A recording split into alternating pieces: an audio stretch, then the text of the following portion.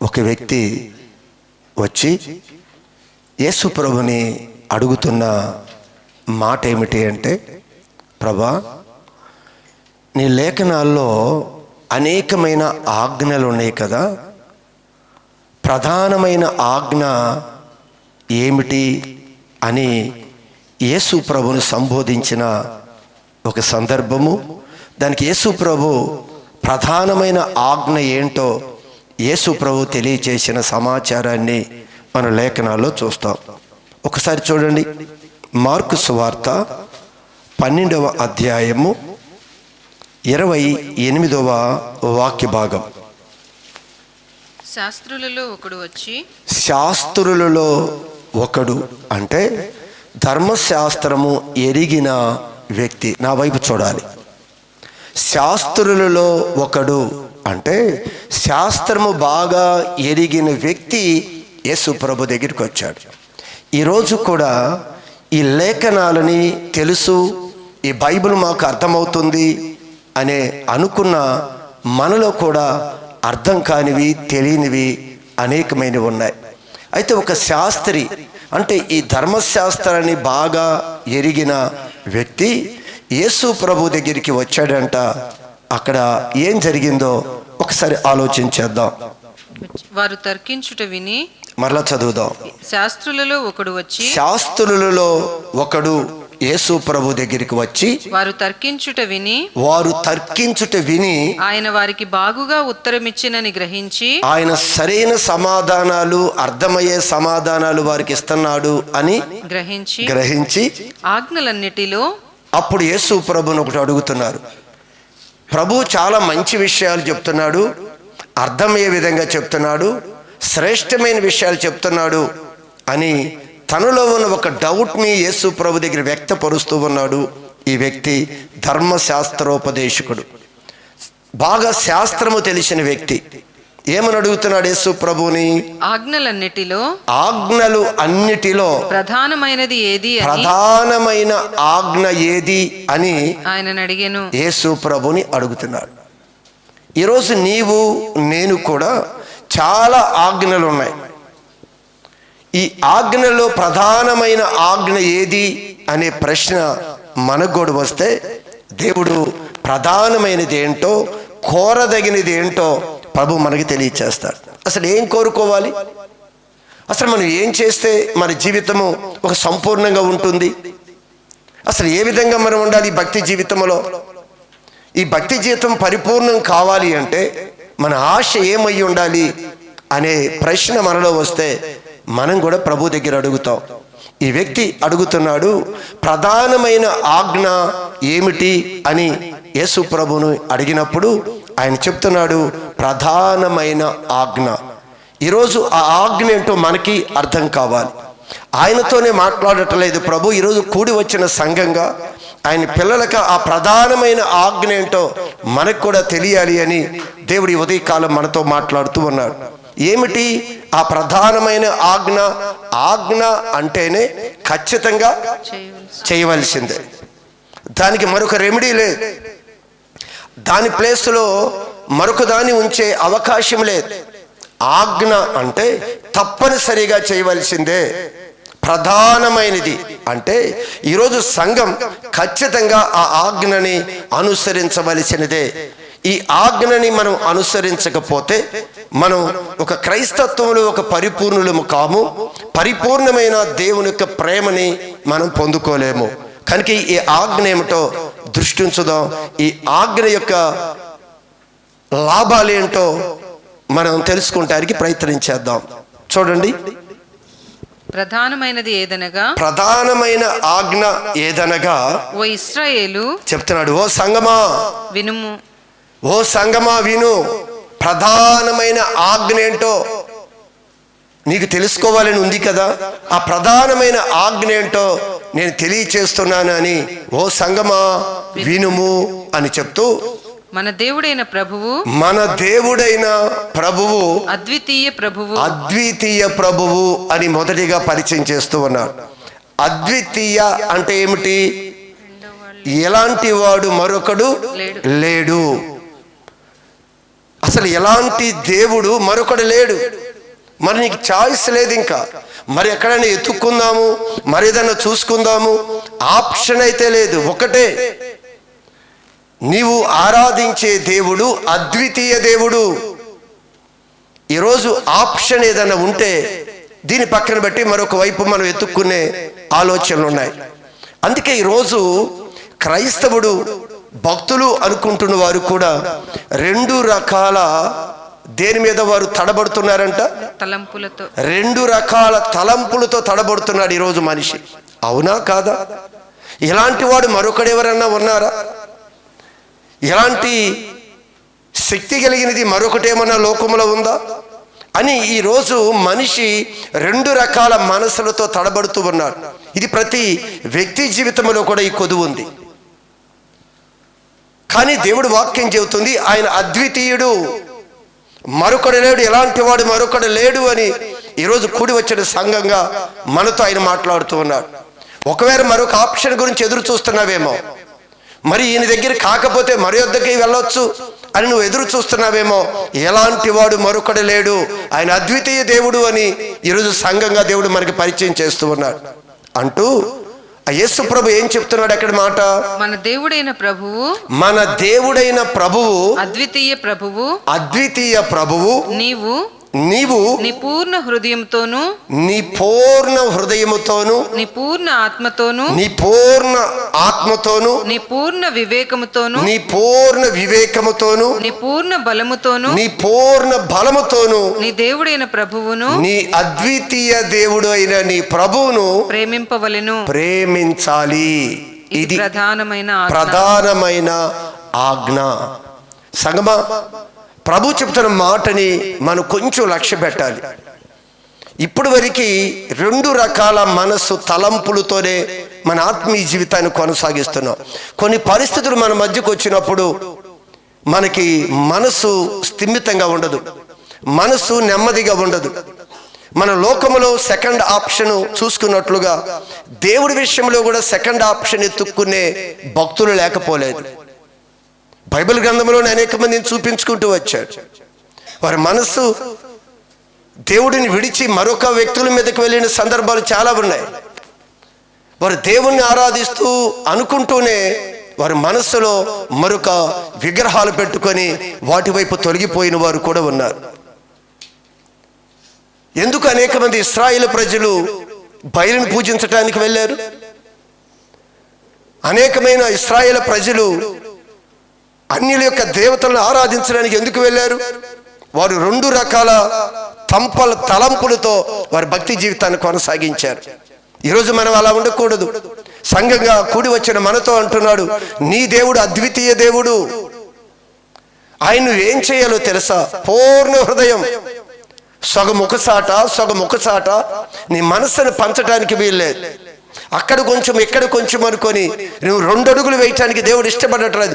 పూర్ణ హృదయము, రెండో ఆప్షన్ అనేది లేదు, రెండో దానికి అవకాశం లేదు. నీ హృదయంలో మొదటి స్థానము, సంపూర్ణమైన స్థానము నీ దేవుడికి నువ్వు ఇచ్చినట్లయితే అది మొదటి ఆజ్ఞ. ఈ ఆజ్ఞను నువ్వు కానీ పాటిస్తే నీ జీవితంలో ఏం జరుగుతుందో బైబిల్ గ్రంథం తేటగా తెలియచేస్తుంది. ఎందుకు అసంపూర్ణమైన భక్తి మనం చేస్తున్నాం? దేవుడికి నచ్చనిది ఇదొక్కటే.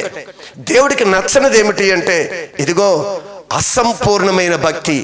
తను ప్రేమించే పిల్లలు, తను సేవించే పిల్లలు అసంపూర్ణంగా ఆయన యొద్దకు వస్తే ఆయన దానిని అంగీకరించడు. అందుకే ప్రభు అంటాడు, నీ యజమానుడి దగ్గరికి గుడ్డిదాన్ని, కుంటిదాన్ని, లోపము కలల దాన్ని తీసుకొని వస్తే నీ యజమానుడు అంగీకరిస్తాడా అని అడిగాడు.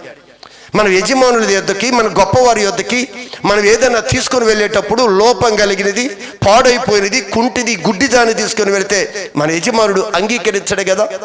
అలానే అద్వితీయ దేవుని యొద్దకి మనం తీసుకొని వెళ్ళే మన హృదయం అంట పరిపూర్ణమైన హృదయంగా ఉండాలి. అందుకే వాక్యం చెప్తుంది, నీ పూర్ణ హృదయంతో నువ్వు దేవుని ప్రేమించాలి. ఇది మొదటి ఆజ్ఞ, ఇది ప్రధానమైన ఆజ్ఞ, ఇది సంపూర్ణమైన ఆజ్ఞ అంటూ 4 మాటలు చెప్పాడు అక్కడ. నీ పూర్ణ హృదయము అని, నీ పూర్ణ ఆత్మ అని, నీ పూర్ణ వివేకము అని, నీ పూర్ణ బలము అని ప్రభు ఇక్కడ మాట్లాడుతూ ఉన్నాడు. సంగమా, మనం ఏ విధంగా ప్రభుని ప్రేమిస్తున్నామో, ఆయన మనల్ని అయితే పూర్ణ హృదయంతోనే ఆయన మనల్ని ప్రేమిస్తున్నాడు, ఏ సందేహము లేదు. మనం ఎంతమంది పూర్ణ హృదయముతో ఆయన్ని ప్రేమిస్తున్నాం?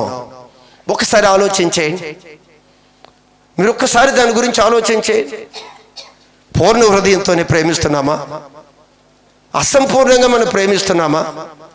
ఏంటి ఈరోజు క్రైస్తవులుగా, దేవుని పిల్లలుగా ఎప్పుడు కొదువుతోనో, ఎప్పుడు ఒక లోటుతోనో దేనికుంటున్నాం?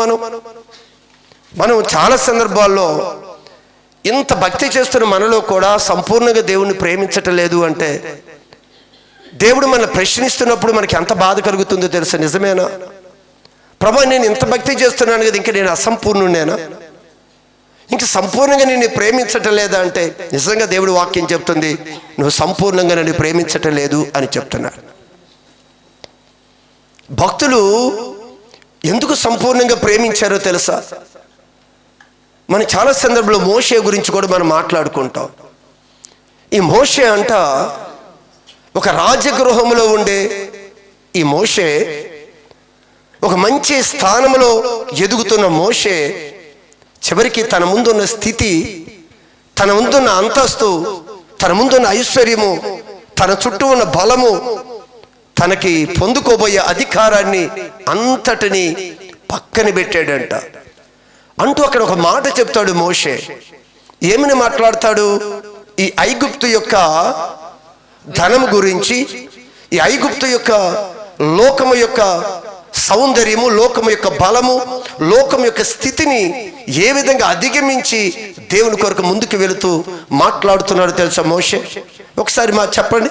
మోషే పెద్దవాడైనప్పుడు, మోషే చిన్నవాడిగా ఉన్న మోషే ఎదిగి పెద్దవాడైనప్పుడు, ఈరోజు మనం కూడా ఎదుగుతున్నాం కదా, భక్తులు ఇంకా మరుగుజ్జుగా మనం లేం కదా, మనం కూడా ఎదుగుతున్నాం కదా. మోషే పెద్దవాడైనప్పుడు విశ్వాసాన్ని బట్టి ఐగుప్తు ధనము కంటే, ఆ లోక సంబంధమైన ధనము కంటే క్రీస్తు విషయమైన నింద, దేవుని విషయము, దేవుని కొరకంట దేవుని ప్రేమించి దాన్ని విడిచి వెళ్ళిపోయాడు మోషే. ఇది అనేక మార్లు మనం ధ్యానించుకునే ఒక వాక్య భాగమే. కానీ దీనిలో ప్రభు నీకేం తెలియచేస్తున్నాడు నువ్వు ఆలోచించే. అన్నీ ఉన్నాయే, ఈ అన్నీ చాలు అనుకో, ఈ అన్నిటికైనా నాకు కావాల్సింది దేవుని యొక్క ప్రేమ, నాకు దేవుడు కావాలి అని సమస్తాన్ని విడిచి ఆ ప్రదేశం నుంచి వెళ్ళిపోయాడు మోషే. ఎందుకో తెలుసా? ఆ ప్రేమలో ఉన్న ఐశ్వర్యం ఏంటో, ఆ ప్రేమలో ఉన్న మధురం ఏంటో, దేవునికి కనెక్ట్ అయితే, దేవుని యొద్దకు వెళితే, దేవుని హత్తుకుంటే ఏముందో తెలుసు మోషేకి. అందుకే సమస్తాన్ని పక్కన పెట్టి దాన్ని విడిచి మోషే వెళ్ళిపోయినట్లుగా మనం చదువుతూ ఉంటాం. అబ్రహాము జీవితాన్ని ఒక్క చూడండి. అబ్రహాము జీవితంలో 100 సంవత్సరాలు వయసు వచ్చేవరకు అబ్రహాముకి సంతానం లేదు. సరే, ఏదైనప్పటికీ దేవుడు,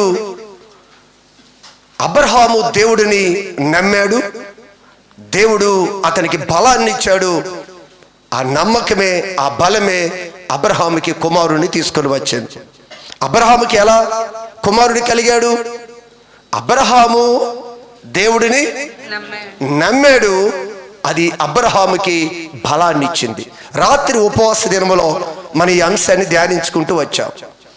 నమ్మటం వలన ఎలా బలం వస్తుందో, ఆ నమ్మకము ప్రభు మీద ఉంటే మనం దేన్ని నమ్ముతున్నామో దానిలోంచి దేవుడు ఎలా విజయం ఇస్తాడో రాత్రి ఫాస్టింగ్ ప్రేయర్లో ప్రభు మనతో మాట్లాడారు. అయితే ఇక్కడ కూడా అబ్రహాము 100 సంవత్సరాల వయసులో ఒక్క కుమారుడు అబ్రహాముకి. ఆ కుమారుడు కూడా పెరుగుతున్నాడు, ఎదుగుతున్నాడు. కొంత వయసు వచ్చింది, తల్లిదండ్రులు ఆనందిస్తూ ఉన్నారు. ఆ సమయంలో దేవుడు అడుగుతున్నాడు, అబ్రహామా, నీ కుమారుని నాకు ఇస్తావా అని అడిగాడు. అడుగుతున్నప్పుడు అబ్రహాము తడబడలేదు, సందేహించలేదు, ఆలోచన చేయలేదు. దేవుడు కోరుకోగానే తన కుమారుణ్ణి తీసుకుని వెళ్ళి దేవుడి పాదాల దగ్గర పెట్టడానికి ఇష్టపడ్డాడు అబ్రహాం. ఈ సందర్భాన్ని నువ్వు ఆలోచిస్తున్నప్పుడు అబ్రహాము దేవుని ఎంత ప్రేమిస్తున్నాడు? అసంపూర్ణంగానా? సంపూర్ణంగా ప్రేమిస్తున్నాడా? అందుకే విశ్వాసానికి తండ్రి అని పేరు పెట్టాడు కదా. ఏంటో తెలుసా, అబ్రహాము దేవుణ్ణి అంత ప్రేమిస్తున్నాడు. మోషే అంత ప్రేమిస్తున్నాడు, దేవుణ్ణి ప్రేమిస్తున్నాడు కనుక స్వాస్థ్యాన్ని విడిచిపెళ్ళిపోయారు భక్తులు. ప్రేమిస్తున్నాడు కనుక ఈరోజు నా కుమారుణ్ణి అడిగాడు, అయ్యో 100 సంవత్సరాల వయసే, శరీరాన్ని చూసినప్పుడు మరొక పిల్లలు పుట్టరే అనే తనలో భయంలే. నా దేవుని కొరకు ఏదైనా నేను ఇవ్వగలను అని దేవుని ప్రేమించిన విధానాన్ని ఇక్కడ చూపిస్తూ ఉన్నాడు. ఈరోజు నా జీవితంలో కూడా దేవుడు కోరుకునేది ఒక్కటే, నీ పూర్ణ హృదయం నాకు కావాలి అని అడిగాడు. నీ పూర్ణ హృదయంతో నువ్వు దేవుని ప్రేమించాలి అని అడిగాడు. ఈరోజు లోకాన్ని ప్రేమించడం తెలుసు మనకి. దేవుని ప్రేమించే విషయంలో సంపూర్ణంగా ఉన్నామా, అసంపూర్ణంగా ఉన్నామా? ఒకసారి ఆలోచించే. దేవుడు ఎంత బాధతో ఈ విషయాన్ని మనకు తెలియజేస్తున్నాడు తెలుసా? ఓ ఇశ్రాయేలు వినుము, ఓ సంగమా ఈ వార్త విను. నీ దేవుడు అద్వితీయుడు. అద్వితీయ దేవుడు ఎలాంటి వాడు మరలేడు. మరొక ఆప్షన్ లేదు నీకు. నువ్వెక్కడ ఎత్తుకులాడుతున్నావేమో, ఏం దొరకదు నీకు. ఆయనే కనుక ఆయన నీ పూర్ణ హృదయము, నీ పూర్ణ ఆత్మ, నీ పూర్ణ వివేకము, నీ పూర్ణ బలముతో ఆయన నువ్వు ప్రేమించు. నువ్వు అడగవచ్చు, దీనిలో నువ్వు చూస్తే ఎందుకు దేవుని ప్రేమించాలి, ఎందుకు దేవుని ప్రేమించాలి అని క్వశ్చన్ నీలో రావచ్చు. నా లోకంలో చాలామంది నేను ప్రేమించటానికి ప్రథమ స్థానం నీకే ఎందుకు ఇవ్వాలి, ప్రాముఖ్యమైన స్థానం నీకే ఎందుకు ఇవ్వాలి? నీ లోకంలో అన్నిటినీ ప్రేమించిన విధంగా నిన్ను కూడా ప్రేమిస్తాను ప్రభువా. అలా ఒప్పుకోలేదు ఆయన. అన్నిటినీ ప్రేమించిన లాగానే నువ్వు దేవుని ప్రేమిస్తానంటే ఆయన ఒప్పుకోలేదు. మొదటి స్థానం నాదే. ఇది ఆజ్ఞ. క్రైస్తవ సంఘానికి, క్రైస్తవ సమాజానికి ఆజ్ఞ ఏంటో తెలుసా? నీ పూర్ణ హృదయంతో నువ్వు నన్ను ప్రేమించాలి. ఎందుకు ప్రేమించాలి? మీరు ఒక్కసారి బైబిల్ గ్రంథాన్ని చూస్తే ఎందుకు ఆయన్ను మనం ప్రేమించాలి చూడండి. యాకోబు రాసిన పత్రిక 1వ అధ్యాయం 17వ వాక్య భాగం. శ్రేష్టమైన ప్రతి ఈవియు, శ్రేష్టమైన ప్రతి ఈవియు, సంపూర్ణమైన ప్రతి వరమును, సంపూర్ణమైన ప్రతి వరమును. అమ్మ మీరు అలా తిప్పుకుంటూ వస్తే మీరు వాక్యం ఏమి వినలేరు. నేను రిఫరెన్స్ చెప్పను, మీరు వినండి. ఎందుకు ఆయన ప్రేమించాలి అనే దానికి వస్తే ఇక్కడ యాకోబు పత్రికలో చక్కని మాట చెప్తున్నాడు. ఏమంటున్నాడు? శ్రేష్టమైన ప్రతి ఈవియు, శ్రేష్టమైన ప్రతి ఈవియు, సంపూర్ణమైన ప్రతి వరమును, సంపూర్ణమైన ప్రతి వరమును, పరసంబంధమైనదై, అయినదై, జ్యోతిర్మయుడగు తండ్రి యొద్ద నుండి, జ్యోతిర్మయుడైన మన దేవుని యొద్ద నుండి వచ్చును. ప్రతి వరము, ప్రతి ఈవి అది పరసంబంధం అనేది జ్యోతిర్మయుడైన దేవుని యొద్ద నుండి మాత్రమే మనకు వస్తుంది. ఇంకా మరొక లేదు, మరొక వేలే. అది అనుగ్రహించేవాడు, అది పొందుకునే విధంగా చేసేవాడు ఆయనే. జ్యోతిర్మయుడైన దేవుడు, అద్వితీయుడైన దేవుడు. ఆ దేవుడు చెప్తున్న మాట ఏంటో తెలుసా? శ్రేష్టమైనవి ప్రతిదీ కూడా అది పరసంబంధము నుండి మనకు అనుగ్రహించబడతాయి. ఈరోజు లోకంలో ఏదో విధంగా ఉన్నాం చూడండి. మన పిల్లలు కూడా గొప్ప స్థితిలో, గొప్పగా, లగ్జరీగా, మంచి వస్త్రాలు, మంచి స్టేటస్ కలిగిన వ్యక్తులుగా మన కుటుంబాలు, మన పిల్లలు ఉండాలని ఆలోచిస్తాం. ఆలోచించడానికి వారందరి కొరకు ఏం చేస్తారో తల్లిదండ్రులు చేస్తూనే ఉంటారు. కానీ ఇక్కడ దేవుడు కూడా అంటున్నాడు, ఇదిగో మీరు పూర్ణ హృదయంతో మీరు నన్ను ప్రేమించాలి. ప్రేమించే వారికి ఇదిగో ఇవి అనుగ్రహించబడతాయి. ప్రతి ఈవి, ప్రతి వరము ఆయన యొద్ద నుంచి మాత్రమే మనకు వస్తాయి అని. మరొక విషయం చెప్పనా? ఎందుకు ప్రేమించాలి అనే విషయానికి వస్తే బైబిల్ వాక్యం చెప్తుంది, కలిగినది ఏదియు గమనించాలి. ఎందుకు ప్రేమించాలి? ఆయన ఎందుకు ప్రేమించాలి? దేవుడు వాక్యం బహు స్పష్టంగా చెప్పేది ఏమిటి అంటే, సమస్తమును ఆయన మూలముగా కలిగెను, ఆయన మూలముగా కలిగెను. హల్లెలూయా. సమస్తము ఆయన మూలంగా కలిగి. ఎందుకు ఆయన ప్రేమించాలి? ఈరోజు నువ్వు చూస్తున్నది ఏది కూడా ఆయన లేకుండా మనకు లేదండి. ఇది నువ్వు గ్రహించాలి. ఈరోజు మన నేత్రాలు తెరవబడాలి. ఎందుకు ఈరోజు క్రైస్తవుడు ప్రేమించలేకపోతున్నాడు అంటే, ఎందుకు ప్రేమించాలో ఆయన ఏమై ఉన్నాడో అర్థం కాలేదు. అందుకే ఆయన అద్వితీయ దేవుడు, సర్వ సృష్టికి కారణభూతుడు ఆయనే. అందుకే ఇక్కడ ఏం చెప్తున్నాడు? సమస్తమును ఆయన మూలముగా సమస్తము ఆయన మూలముగా కలిగెను, ఆయన మూలముగా కలిగెను, కలిగి ఉన్నది ఏదియు కలిగి ఉన్నది ఏదియు ఆయన లేకుండా కలుగలేదు. ఆయన లేకుండా కలగలేదు. ఆయన లేకుండా ఏది కలగలేదు. నువ్వు ఏది అనుభవించాలి, ఏది పొందుకోవాలి నువ్వు ఆశపడుతున్నావో ఆ సమస్తాన్ని కలుగు చేసిన వాడు ఆయనే. ఆయన లేకుండా ఏది కలగలేదంట. ఆయన వలనే సమస్తాన్ని కలిగి ఈరోజు చూస్తున్నది ఏది కూడా మన దృశ్య రూపంలో చూస్తున్నవన్నా అదృశ్య రూపంలో ఉన్నవన్నా సమస్తం కూడా ఆయన లేకుండా కలగలేదు. అర్థమవుతుంది ఎందుకు ప్రేమించాలో? సమస్తాన్ని కలుగు చేసినవాడు ఆయన, ధారాళంగా దయచేస్తున్నవాడు ఆయన, ఈరోజు మనం పోషిస్తున్నవాడు ఆయన, ఈ లోకంలో క్షేమకరంగా మన జీవితాన్ని కొనసాగించడానికి ఆధారం ఆయన, నీలో ఊపిరి పెట్టినవాడు ఆయన, నిన్ను పోషిస్తున్నవాడు ఆయన, నిన్ను సంరక్షిస్తున్నవాడు ఆయన. నువ్వు లేఖనాలు చదువుతున్నప్పుడు దేవుడు ఎలా పోషిస్తున్నాడో, ఎలా సంరక్షిస్తున్నాడో, ఎలా కాపాడుతున్నాడో, ఎలా కనురెప్పవలే ఎలా భద్రపరుస్తున్నాడో మనకు అర్థమవుతాయి. అందుకే అక్కడ చెప్తూ ఉన్నాడు, ఆయన లేకుండా ఏది కలుగలేదు. ఆయనలో జీవముండెను. ఆయనలో జీవముంది. ఆ జీవము సమస్తాన్ని కలగజేసేది ఆ జీవమే. ఈరోజు ఆయన్ని ప్రేమించటానికి ఈ ఒక్కటే కాదు, ఆయనలో ఉన్న సుగుణాలు ఎన్నో దీనిలో పొందుపరచబడి ఉన్నాయి. అయితే మనకేం కావాలి అంటే, సరే ఉన్నాయి, ఆయన గొప్పవాడే, ఆయన లేకుండా ఏదీ కలగలేదు, అన్నీ ఆయన ద్వారానే కలిగాయి, ఆయన ద్వారానే సమస్తము జరుగుతుంది, ఆయన గొప్పవాడే, ఆయన అద్వితీయుడే, అన్నీ ఓకే. కానీ నాకేం లాభము ప్రేమిస్తే? ఇదే కదా చెప్పిందంతా ఓకే, కానీ ఏం కావాలి? ఆయన్ని ప్రేమించటం వలన నాకు ఏమి లాభము? లాభం లేకుండా ఏం పని చేయం కదా మనం. ప్రతి పని వెనక మన ఆలోచన అంటే ఏంటి నాకు లాభం? అదే ప్రశ్న. మీరు మాట బయటికి అనకపోయినా ఒక పని చేస్తున్నాము అంటే పని వెనక ఒక లాభాన్ని అపేక్షిస్తాం. ఒక సంతోషం అవ్వచ్చు, ఒక క్షేమం అవ్వచ్చు, ఒక ధైర్యం అవ్వచ్చు, ఏదో ఒకటి.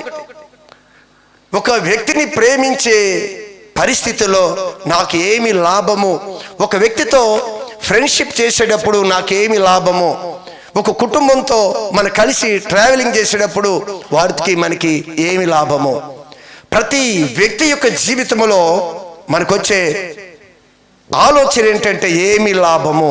ఇప్పుడు కూడా ఏంటి, ఈరోజు దేవుడు గొప్పవాడని చెప్తున్నారు కదా, దేవుడు బలవంతుడని చెప్తున్నాడు కదా, దేవుడు పరిపూర్ణుడని చెప్తున్నాడు కదా, పరిపూర్ణమైన పూర్ణ హృదయంతో ప్రేమించమని చెప్తున్నారు కదా. ప్రేమించటం వలన లాభం ఏంటి? అంతేనా? ఏం లాభమో గత దినంలో కూడా మీరు ఈ విషయాలు మీకు తెలియచేశారు. మరొకసారి మీకు పరిచయం చేస్తారు. చూడండి, రోమా పత్రిక 8వ అధ్యాయము 28వ వాక్య భాగం. దేవుని ప్రేమించు వారికి, దేవుని ప్రేమించే వారికి అనగా ఆయన సంకల్పము చొప్పున పిలువబడిన మనకి మేలు కలుగుటకై, మేలు కలగటానికి సమస్తమును సమకూడి జరుగుచున్నవి అని ఎరుగుదుము. ఇక్కడ చూడండి, దేవుణ్ణి ప్రేమించే వారికి అర్థమవుతుందా? ఎవరికంట? అమ్మా, దేవుణ్ణి ప్రేమిస్తే ఏంటి లాభము అనేది కదా మన ప్రశ్న. అయితే ఇక్కడ వాక్యం ఏం చెప్తుంది అంటే, దేవుణ్ణి ప్రేమించు వారికి ఏం కలుగుతుందంట? సమస్తము వాళ్ళ మేలు కొరకు సమకూర్చబడతాయంట. తన ప్రేమించే పిల్లలు వెళుతూ ఉండగానే మనకి కావాల్సిన దాని అంతా కూడా దేవుడు సమకూరుస్తాడు. అధికారులు హృదయాలని, రాజుల హృదయాలని నీటి కాలువ వలె మార్చగలిగేవాడు ఆయన. సమస్తాన్ని మారుస్తాడు ఆయన. సమస్త పరిస్థితులని ఆయన మార్చగలడు. అందుకే దేవుడి వాక్యాన్ని చూస్తున్నప్పుడు అక్కడ రాయబడిన మాట ఏమిటి అంటే, దేవుని కుమారుల ప్రత్యక్షత కొరకు సృష్టి యావత్తు మిగిల ఆశతో తేరి చూస్తుందంట. దేవుని ప్రేమించే పిల్లల కొరకంట సృష్టి అంతా కూడా ఎదురు చూస్తుందంట, స్వాగతం పలుకుతుంది. దేవుని పిల్లలు వస్తే సృష్టి తల వంచుకొని మార్గాలు సరళం చేస్తుంది సృష్టి. అందుకే దేవుడి వాక్యం సెలవిస్తుంది, సృష్టి యావత్తు సృష్టిలో ఉన్న మనం చూస్తున్న ప్రతిదీ కూడా దేవుని పిల్లలు, దేవుని ప్రేమించే పిల్లల కొరకు మిగులు ఆశతో తేరి చూస్తుంది అని రాయబడి ఉంది. ఒకసారి ఆలోచన చేయండి. అన్నీ కూడా నీకు సమకూరుస్తాడంట. తను ప్రేమించే వారి యొక్క మేలు కొరకు సమస్తము సమకూడి జరుగుతాయి. నువ్వు వెళ్ళేసరికి అక్కడ పరిస్థితులన్నీ కూడా మారిపోతాయి. ఆయన ప్రేమించే పిల్లలు ఏ స్థలంలో అడుగు పెడతారో ఆ స్థలం అంతా కూడా వాతావరణం మారిపోతుంది. అన్నీ కూడా ఒకరి మనసులో ఒకరు కనెక్ట్ చేసి దేవునికి మార్గాలు సరళం చేస్తారు. ఇది ఈరోజు నీ కంటికి కనిపించకపోవచ్చు. దేవుని పిల్లలు వెళుతూ ఉండగానే ద్వారాలు తెరవబడుతూ వెళ్ళిపోతాయి. అందుకే సృష్టి ఎదురు చూస్తుందంట తన పిల్లల యొక్క ప్రత్యక్షత. ఒకసారి ఆ రిఫరెన్స్ చూపిస్తాను చూడండి. రోమా 8:19. రోమా 8:19 నోట్ చేసుకోండి. దేవుని కుమారుల ప్రత్యక్షత కొరకు సృష్టి మిగులు ఆశతో తేరి చూచుచు కనిపెట్టుచున్నది. ఎప్పుడు వస్తారా? ఎప్పుడొస్తే వారికి లోబడిపోదాం, ఎప్పుడొస్తే వారి మాట ఎందాం, వారు ఎప్పుడొస్తే అప్పుడు వారికి మార్గాలు సరళం చేద్దామని సృష్టిలో ఉన్న ప్రతిదీ కూడా దేవుని పిల్లల కొరకు అన్ని సిద్ధంగా ఉన్నాయి. అందుకే దేవుని ప్రేమించు వారికి అనగా ఆయన సంకల్పంలో పిలువబడిన వారికి మేలు కలగటానికి సమస్తము సమకూడతాయి. ఆటోమేటిక్గా సమకూడిపోతాయి. పిల్లలు నడుస్తూ ఉండగానే మార్గాలు సరళమైపోతాయి. అందుకే ఒక చక్కని మాట గత దినంలో మీకు జ్ఞాపకం చేశాను. అక్కడ రాయబడిన మాట ఏమిటంటే, కీర్తన గ్రంథము 114వ కీర్తనలో ఒక చక్కని మాట ఉంటుంది చూడండి. కీర్తన గ్రంథం 114:1వ వచనం నుంచి కొన్ని మాటలు, అక్కడక్కడ మాటలు మనం తీసుకుందాం. ఐగుప్తులో నుండి ఇశ్రాయేలు ఐగుప్తులో నుండి ఇశ్రాయేల్ అంటే లోకములో నుండి, లోక ప్రేమలో నుండి, లోక ఆశలో నుండి, లోకములో నుండి ఎవరైతే బయలు వెళ్ళి బయటికి వస్తారో, లోక ప్రేమలో నుండి దేవుని యొక్క ప్రేమలోకి ఎవరైతే వస్తారో, లోక ఆశల్లో నుంచి దేవుడి మీద మనసు పెట్టి ఎవరైతే బయలుదేరి వస్తారో, ఈ ఉదయకాలం దేవుడు మనతో మాట్లాడుతూ ఉన్నాడు. ఒకవేళ నీవు ఈ లోకాన్ని, లోకంలో ఉన్న వాటిని నువ్వు ప్రేమిస్తున్నావేమో, లోకమునైనను లోకములో ఉన్న వాటినైనా నువ్వు ప్రేమిస్తే దేవుడి ప్రేమ నువ్వు పొందుకోలేవు అని చెప్పుకున్నావు. ఈరోజు దేవుడు మాట్లాడుతున్నాడు, నీవు కానీ దాన్ని విడిచి, లోక ప్రేమను విడిచి, సెకండ్ ఆప్షన్ నువ్వు పక్కన పెట్టి ఆయనే పరిపూర్ణుడైన దేవుడు అని నువ్వు ఎరిగి ఆయన ప్రేమ కొరకు లోక ప్రేమని విడిచి రాగలిగితే ఏ అద్భుతం జరుగుతుందో తెలుసా? ఏమంటున్నాడు? ఏంటంటే లాభం ప్రేమించడం వల్ల. అప్పుడు యూదా ఆయనకు పరిశుద్ధ స్థలమాయెను, ఇశ్రాయేలు ఆయనకు రాజ్యమాయెను. సముద్రము దానిని చూచి పారిపోయెను అని చెప్తున్నారు. ఎవరిని చూసి పారిపోయిందంట? దేవుని పిల్లలు, దేవుని ప్రేమించటానికి, దేవుని ప్రేమిస్తూ పిల్లలు వచ్చినప్పుడంట సముద్రము పారిపోయిందంట. ఐగుప్తుని విడిచిపెట్టి దేవుని మాట విని, దేవుడి మాటను హత్తుకొని, దేవుని ప్రేమతో దేవుని ముందుకి కొనసాగుతున్నప్పుడు ఇదిగో ఏం జరిగింది అంటున్నాడు అక్కడ. సముద్రము దాన్ని చూచి పారిపోయెను. యోర్దాను నది వెనుకకు మళ్ళీపోయిను. కొండలు పొట్టేళ్ల వలెను, గుట్టలు గొర్రె పిల్లల వలెను గంతులు వేసెను. సముద్రమా, నీవు పారిపోవటానికి ఏమి సంభవించింది? ఓ సముద్రమా, ఓ శ్రమ, ఓ బలహీనత, ఓ చీకటి, పారిపోవటానికి ఏం సంభవించింది? ఇదిగో దేవుని పిల్లలు, దేవుని ప్రేమించే పిల్లలు వస్తుంటేనంట సముద్రం త్రోవనిచ్చిందంట, యోర్దాను త్రోవనిచ్చిందంట, మార్గాలు సరళమవుతున్నాయి. దేవుని ప్రేమిస్తే వచ్చే లాభం ఏంటో నీకు అర్థం కావాలి. అక్కడ మీరు చదవండి, ఆ అధ్యాయాన్ని మీరు ధ్యానించండి. దేవుని పిల్లల యొక్క ప్రత్యక్షత కొరకు సృష్టి ఎలా తేరు చూస్తుందో, ఇదిగో దేవుని పిల్లలు దేవుని ప్రేమించేవారు అడుగు పెడితే అన్నీ కూడా మార్గాలు సరళమైపోతున్నాయంట. ఏమంటున్నాడు? సముద్రమా నీవు పారిపోవుటకు నీకేమి తటస్థించింది? యోర్దాను నీవు వెనుకకు మల్లుటకు నీకేమి నీకు ఏమి తటస్థించినది? ఏం తటస్థించింది నీకు? కారణం ఏంటి? ఏంది? నిన్ను చూసి పారిపోతున్నాయి ఏంటి? నిన్ను చూసి మార్గాలు సరళమైపోయాయి ఏంటి? నువ్వెలాగానే వారు పని ఎందుకు జరిగిస్తున్నారు? నువ్వెలాగానే ఎందుకు నీకు నమస్కారం చేస్తున్నారు? ఏంటి నువ్వు వెళితే అద్భుతం? దేవుణ్ణి ప్రేమించే పిల్లలు వారి క్షేమంగా, వారి దీవెనకరంగా, వారి ఆశీర్వాదకరంగా ఉండటానికంట అన్నీ సమకూడి జరుగుతున్నాయి. సమస్తము సమకూడి జరుగుతున్నాయి. వారి మేలు కొరకే, మీ మేలు కొరకే సమస్తము సమకూడి జరుగుతున్నాయని దేవుడు మాట్లాడుతున్నాడు. ఇంకేమన్నాడు అక్కడ?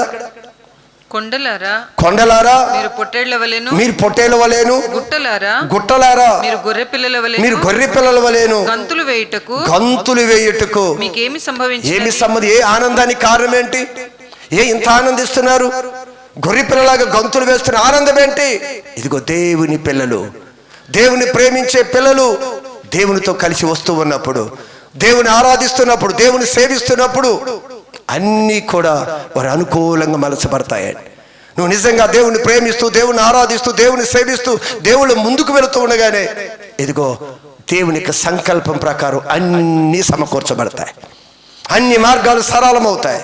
నీ దేహంలో కాదు, నీ జీవితంలో కాదు, నీ కుటుంబంలో కాదు, ప్రతి పరిస్థితిలో కూడా అన్ని పరిస్థితులు కూడా అద్భుతంగా మార్పు చెందుతాయి. ఏమి సంభవించింది తెలుసా? దేవుని ప్రేమించే పిల్లలు వచ్చారు గనుక సృష్టి తల వంచుతుంది. అందుకే సృష్టి, ఒక భక్తుడు ఆజ్ఞాపించగానే సూర్యుడు ఆగిపోయాడు. ఈరోజు మన జీవితాల్లో దేవుని యొక్క వాక్యం చెబుతుంది, వారిని చూసి అంట ఆ మొదటిలో అంటున్నాడు, వారికి పరిశుద్ధ స్థలంగా మారిపోతాడంట దేవుడు. ఏమన్నాడు? చదవండి సరే మాటని. యూదా ఆయనకు ఎక్కడ? మొదటి వచనంలోనా? రెండవ వచనం. యూదా ఆయనకు పరిశుద్ధ స్థలమాయెను. దేవుని పిల్లలంట ఆయనకి పరిశుద్ధ స్థలం అయిపోతారు. ఎవరో తెలుసా? ఆయన ప్రేమించే వారే దేవునికి ఒక పరిశుద్ధమైన స్థలం. దేవుడు నివసించేది వారిలోనే. దేవుని ఎవరైతే ప్రేమిస్తారో వారు దేవునికి ఒక పరిశుద్ధ స్థలం. నువ్వు ఏదో దేవుడికి ఇస్తే అది పరిశుద్ధ స్థలమేం కాదు. ఏదో నేను దశం భాగం ఇచ్చాను, కానుక ఇచ్చాను, ఇది కాదు పరిశుద్ధ స్థలం. పరిశుద్ధ స్థలం ఏమిటి అంటే నువ్వు దేవుని ప్రేమిస్తే నీ పూర్ణ హృదయంతో ఎవరైతే దేవుని ప్రేమిస్తారో అది దేవునికి పరిశుద్ధమైన స్థలం. అక్కడ ఉంటాడు ఆయన. అలాంటిది కోరుకుంటున్నాడు, అలాంటి స్థలాన్ని కోరుకుంటున్నాడు ఆయన. అందుకని యూదా ఆయనకు పరిశుద్ధ స్థలమాయను, ఇశ్రాయేలు ఆయనకు రాజ్యమాయను. ఆయనకి రాజ్యం, ఆయన రాజు, ఆయన రాజ్యం మనమే. ఆయనే మనల్ని పాలిస్తాడు. మన మీద ఈ రాజులు అధికారుల యొక్క రాజ్యాన్ని నిలబడనివ్వడు. ఆయనే రాజ్యం. సంగమా, దేవుణ్ణి ప్రేమిస్తే వచ్చే లాభాలు ఆయన చెప్తున్నాడు. నీ పూర్ణ హృదయంతో ప్రేమించాలి. ఇది ఆజ్ఞ. ఇప్పటి వరకు ఎందుకు ప్రేమించావో దేవుని తెలియదు, దేని కొరకు ప్రేమించావో తెలియదు. దేని కొరకు అక్కర్లా, దేవుణ్ణి దేవుడిగా నువ్వు గుర్తుపట్టి ప్రేమించు. ఆయన అద్వితీయ దేవుడని ప్రేమించు.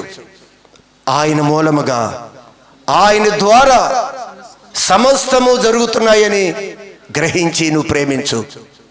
ఆయన లాంటి వాడు మరొకడు లేడు. ఆయన ప్రేమించగలిగితే ఇదిగో ఆయన ప్రేమలో నుండి ఎన్ని రకాల పనులో తెలుసా? ఒక పరిశుద్ధ స్థలంగా దేవుడు మనలోకి వచ్చి నివసిస్తాడు. ఆయన ఎప్పుడు మనలోకి వచ్చి నివసిస్తాడో మనం నడుస్తూ ఉండగానే అన్నీ ఆటోమేటిక్గా సమకూర్చబడుతూ ఉంటాయి. వెళుతూ ఉండగానే మార్గాలు సరళమైపోతాయి. నడుస్తూ ఉండగానే మార్గాలన్నీ సరళమైపోతాయి.